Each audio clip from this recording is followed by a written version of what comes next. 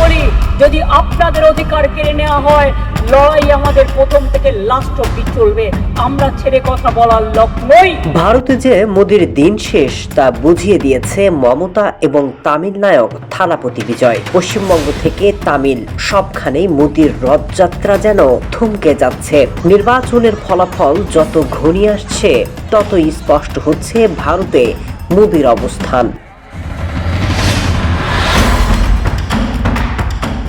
পশ্চিমবঙ্গের বুথ ফেরত জরিপ আর ভোট গণনা নিয়ে যেন আকাশ পাতাল পার্থক্য।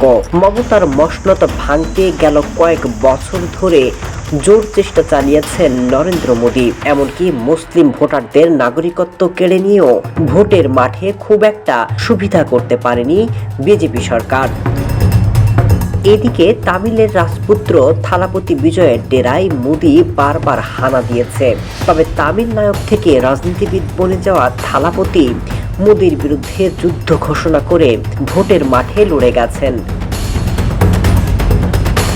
তামিলের জরিপ বলছে মোদীর জনপ্রিয়তাকে ছাপিয়ে থালাপতি উঠে এসেছে মানুষের দুয়ারে। কথা একটাই, দুইবার ক্ষমতায় থেকেও মোদীর জনপ্রিয়তায় ধস।